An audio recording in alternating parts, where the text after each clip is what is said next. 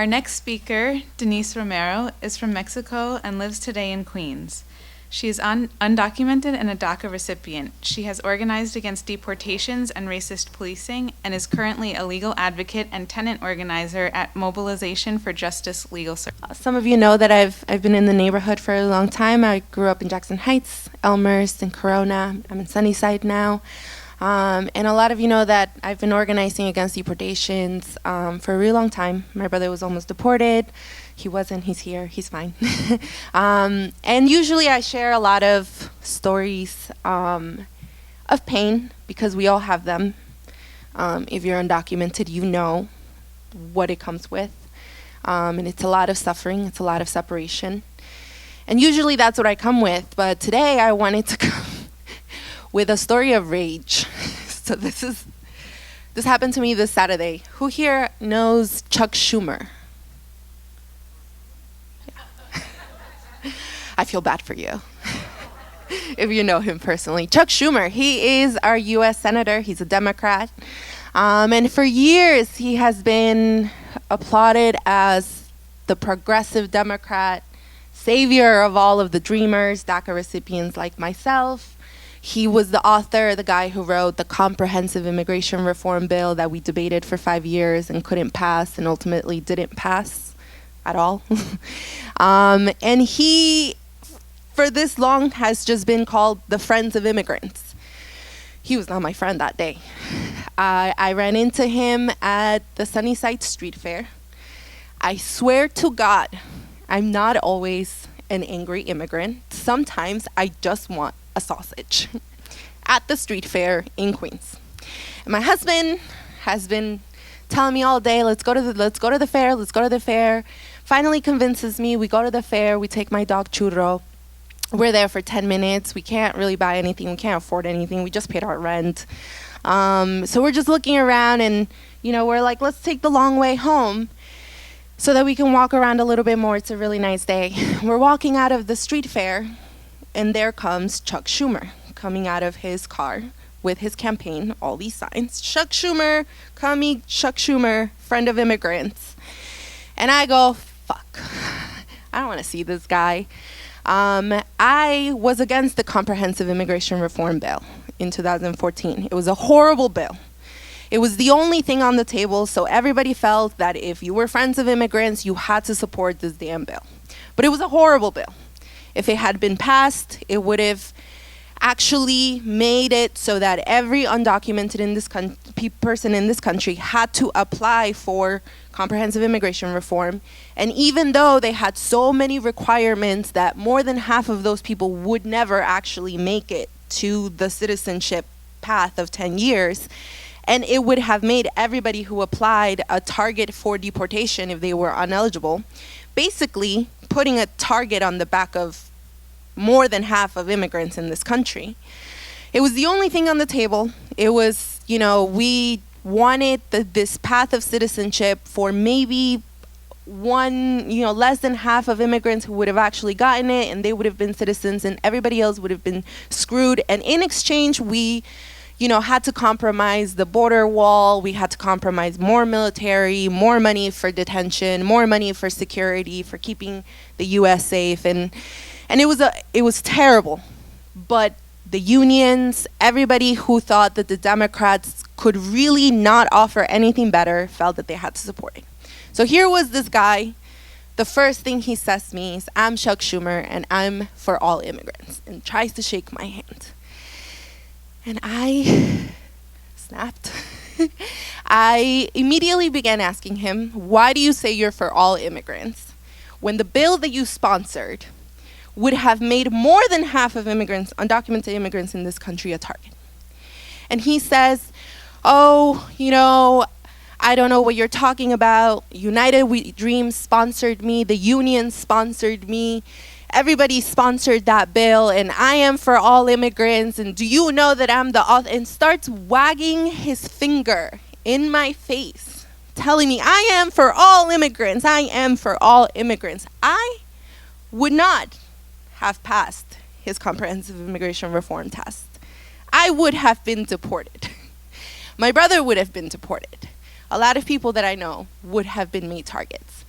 And so I start yelling at him. And I'm like, I don't care what organizations have supported you. I am undocumented, and I'm telling you, you would not have helped me.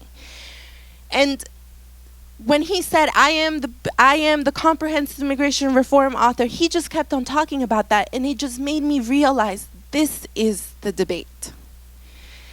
We talk about unity, and we talk about unity within the Democratic Party to defend immigrants. The unions talk about being the friends of immigrants. Everybody wants to be the friends of immigrants. But we are settling for the lowest of scraps for all of our immigrants. We are actually putting our bodies behind bills that would divide us and that do divide us. And there is something very material when there is so many different kinds of status in immigration that when we go to the actual offices of immigration, we're even standing on different lines. We're going through different processes. Nobody knows just how hard everybody else's path to citizenship really is. And when we support Democrats who make these bills that only entrench that division more, even if it gives some people a sense of security, we're not actually being united. We're not actually helping to unite immigrants. And I say this now because we're in an election frenzy again. And the last time that I spoke at a public event, I spoke at the town hall that AOC, Alexandria Ocasio-Cortez, hosted in Jackson Heights. Who heard about that? Okay.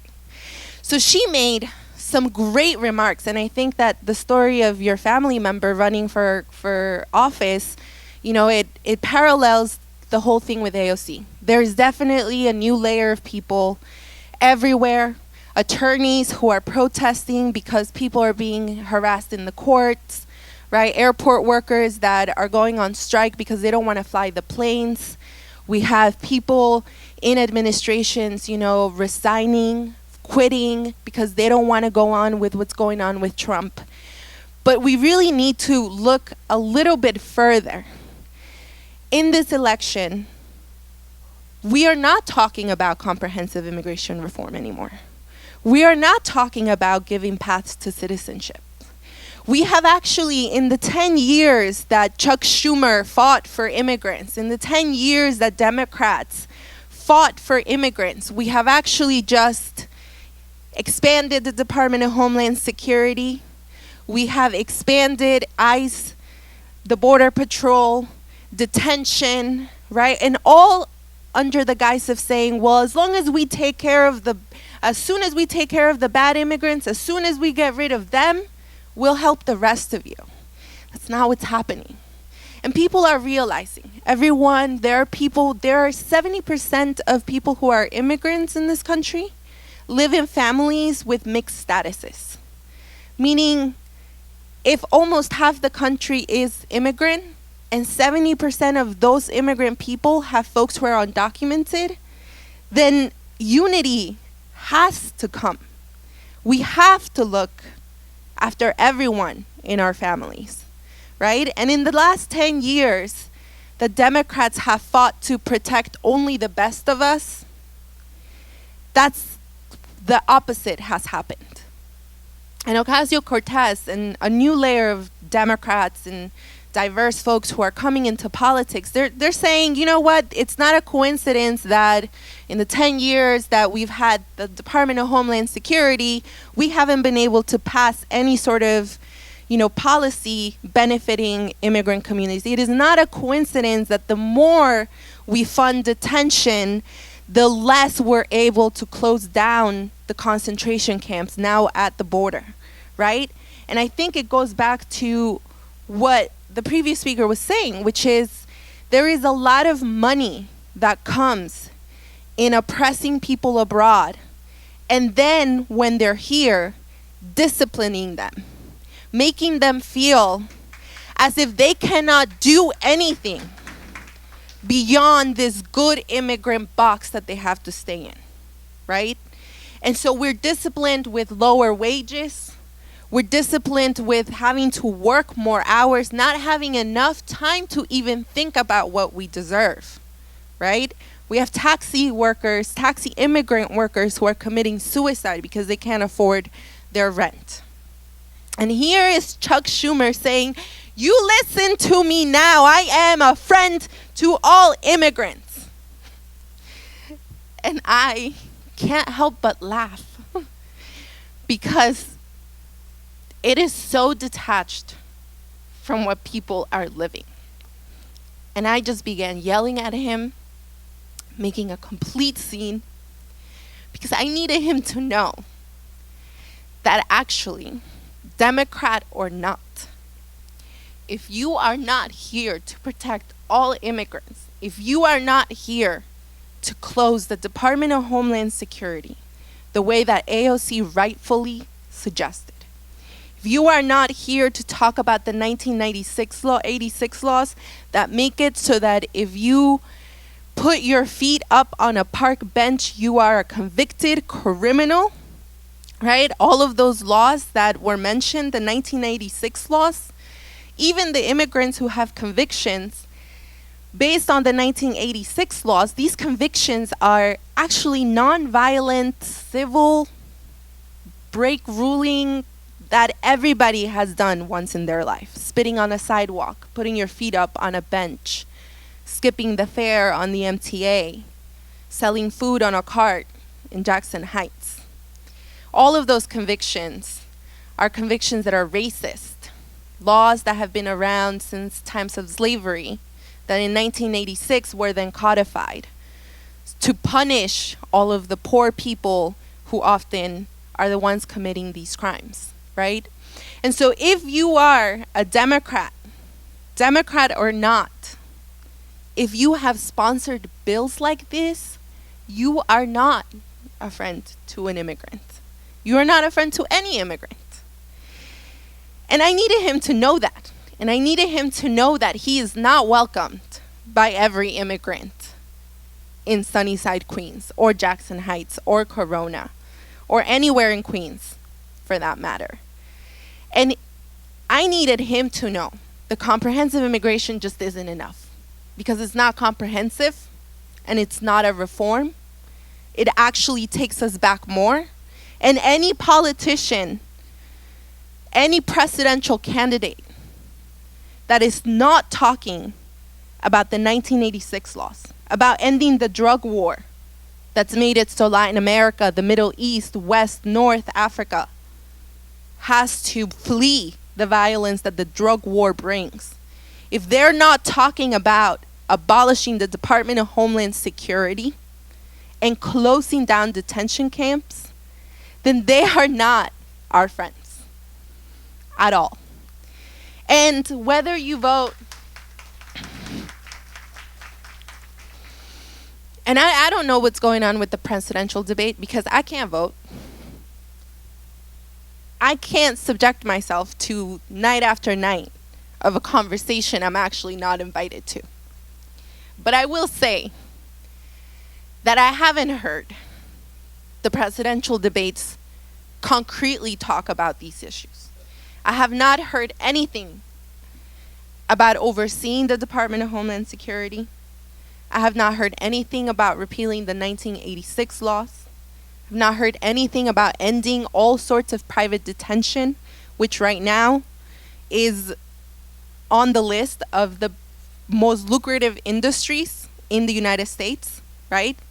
It's not a coincidence that it's guns, private detention, and enforcement, that those are the three biggest industries that the US is growing right now. It is not a coincidence that all of the technology that's being used at the border has been tested in Iraq, in Israel, in the Dominican Republic, in North Africa for the last 5 years.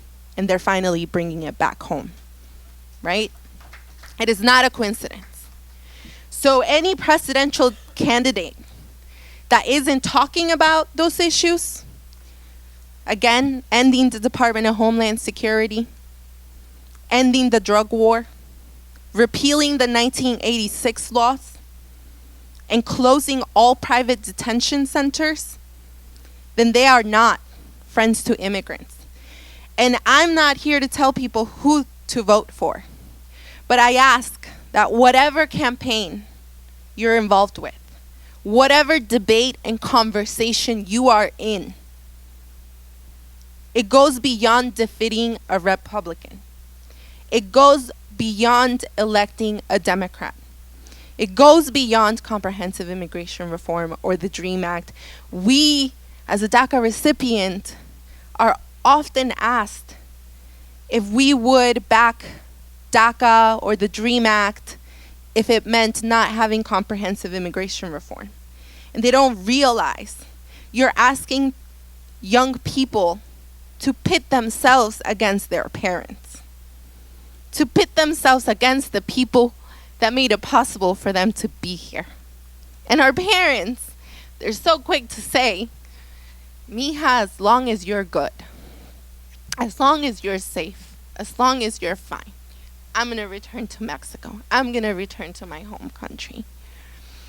But the cycle of poverty that we're stuck in actually means that it's been 25 years and they're nowhere near going back home. And the longer that we're here, the harder that even becomes. And so I tell my parents all the time, you have to stop sacrificing yourself for us, but we have to stop being so quick to sacrifice them. And so every conversation that you're in, I know Bernie, God bless, I hope he gets better, he doesn't have a heart attack, and that hopefully he gets elected, and that's what people want, and it makes sense. He has a lot of great ideas. But even Bernie Sanders on this point is not necessarily the best. He has said time and time again, he is not for open borders. He has not supported ending all private detention, right? And so I know that my everyday goes beyond politicians because I'm not in that conversation. I can't come to that table. And that's fine. But that doesn't mean that I have to be quiet. Not when they come to my neighborhoods, not when they're up there on stage, and not when they're constantly asking me to give up my parents so that I could stay. And so I might have made a fool of myself, but I yelled at that man like I have not yelled at any man in a long time. I wagged my finger, and if you're on Instagram, you can see that. I wagged my finger at him, and he was so upset. He got red in the face, and I was like, this is probably what Trump looks like up close. Just a white, red man with burning eyes. And he said, no, you listen to me now. And I said, no. No, I will not. And he was actually told by his staff people to walk away from me, to disengage, because it doesn't look good for you to be fighting an immigrant woman, wagging your finger at her when you're telling people you're a friend of immigrants. And so his staff people told him, walk away. But when he heard me say, no, I will not, that man came back. And he kept on yelling at me, and we went at it for 5 minutes, and eventually they did separate us. My poor dog was just flying all over the place, and and I told him he wasn't welcome in Sunnyside. And it didn't change anything that day. It doesn't change anything today. But I think that if we are not able to make the connections that our planet is on fire, that's the reason people are coming, that we don't have a lot of time, but we do have a lot of people who are discontent, who are ready to fight, who are ready to push back.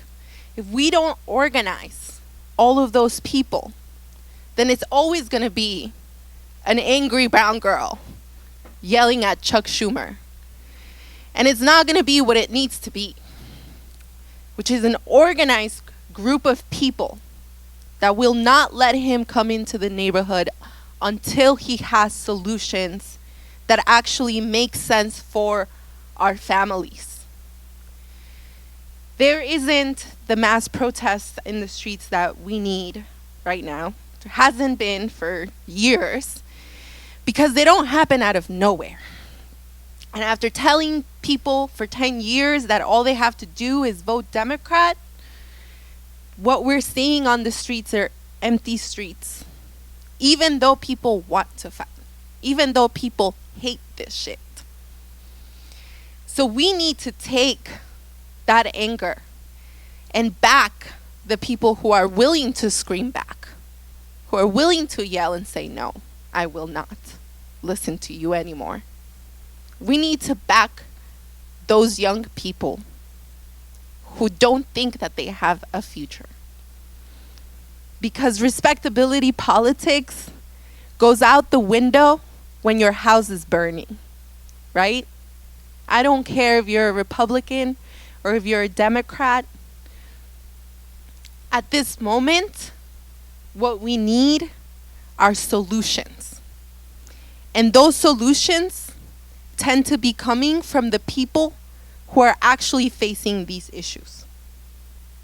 And if who we're listening to are the Chuck Schumers of the world, then we're never going to be able to hear the voices that we need to be listening to. And that's taxi workers asking for a solution to their industry. That's domestic workers in Brooklyn protesting wage theft, right? That's undocumented people who can't go to the unions because they can't work. It's undocumented women that I work with, that I do legal advocacy work, who have children who can't afford their rent, but they can't apply for public benefits. And even when they do apply for their children, they're considered invisible in the household, right?